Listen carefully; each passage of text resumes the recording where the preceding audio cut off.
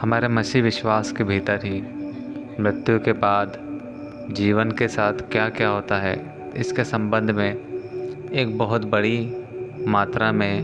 उलझन पाई जाती है। बहुत से लोग ये सोचते हैं कि मरने के बाद व्यक्ति अंतिम न्याय के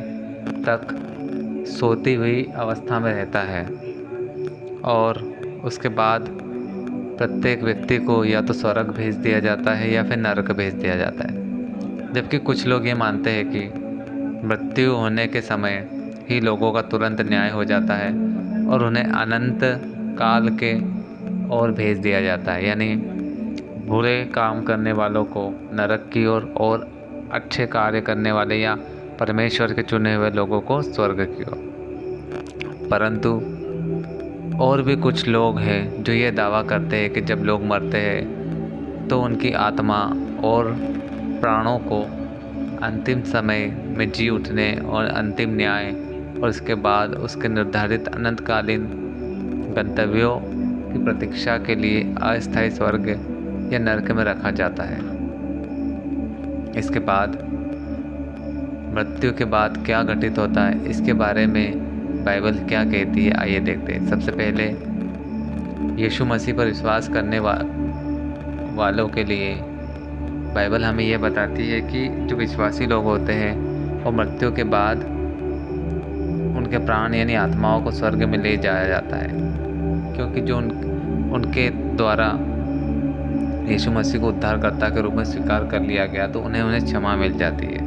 जैसा कि यूहन्ना 3:16, 18 और 36 में कहा है। क्योंकि विश्वासियों के लिए मृत्यु शरीर से अलग और प्रभु के साथ रहना है,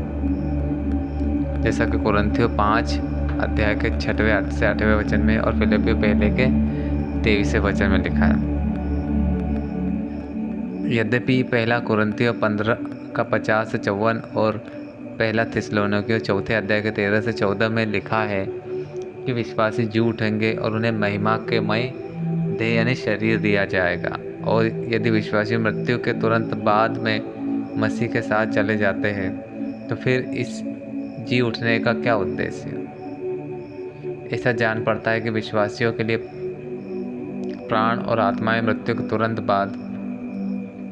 मसीह के साथ चली जाती है, परंतु उनका भौतिक शरीर जो होता है वो कब्र में सोती हुई अवस्था में ही रहता है। विश्वासियों के जी उठने और भौतिक शरीर और शारीरिक देह भी महिमामय स्वरूप में जी उठती है और इसके बाद प्राण आत्मा के साथ एक हो जाता है। यह एकता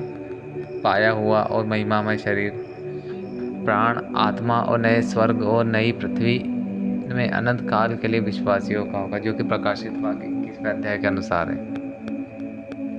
दूसरा मत यह है कि जो विश्वासी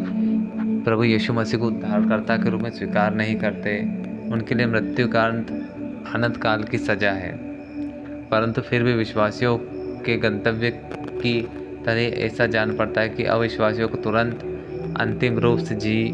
उठने, न्याय और अनंत काल के गंतव्य प्रतीक्षा के लिए एक अस्थायी रूप से बने हुए स्थान पर भेज दिया जाए। जैसे कि लूका में हम पढ़ते हैं धनी और लाजरस के विषय में जो दृष्टांत है, वहाँ पर एक धनी व्यक्ति को तुरंत मृत्यु के बाद यातना प्राप्त करने का जहाँ पे हम विवरण प्राप्त करते हैं। प्रकाशित वाक्य 20:11 से 15 में सभी अविश्वासियों को मृत्यु के बाद बड़े श्वेत सिंहासन के सामने फिर आग की झील में डाल दिए जाने वाले मृतकों में से जी उठे हुए का विवरण मिलता है हमें वहाँ पर। विश्वासी लोगों को इसलिए मृत्यु के तुरंत बाद अविश्वासी लोगों को मृत्यु के बाद नरक की झील में नहीं भेजा जाता, परंतु इसकी अपेक्षा न्याय और दोषी होने के लिए एक अस्थायी स्थान में भेज दिया जाता है। फिर भी अविश्वासियों को तुरंत आग की झील में नहीं डाला जाता, किंतु मृत्यु के तुरंत बाद उनकी स्थिति बहुत अच्छी नहीं होती। जैसा कि धनी व्यक्ति पीड़ा से चिल्ला रहा था कि मैं आग में तड़प रहा हूँ, जो कि लूका रचित के 16वें अध्याय में जो हम दृष्टांत पढ़ते लाजरस को, उसमें वो धनी व्यक्ति कितना चीखता है, चिल्लाता है पानी की प्यास के लिए, जो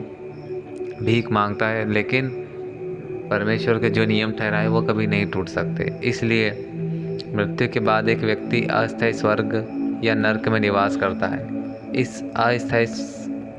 स्थान के बाद जी उठने पर एक व्यक्ति के अनंत गंतव्य में कोई परिवर्तन नहीं होता, केवल अनंत काल के गंतव्य का स्थान ही है जो परिवर्तित होता है। यानी नरक वाले परमानेंट नरक में जाएंगे और जो अस्थायी स्वर्ग में वो परमानेंट स्वर्ग में जाएंगे। अंत में विश्वासियों को नए स्वर्ग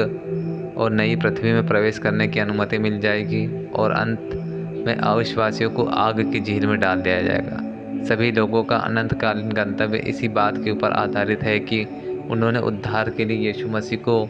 स्वीकार किया या नहीं, और किया तो वो परमेश्वर के पास, और नहीं किया तो शैतान के साथ नरक में डाले जाएंगे। परमेश्वर आप सभी को बहुत आयत से आशीष दे। जय मसीह की।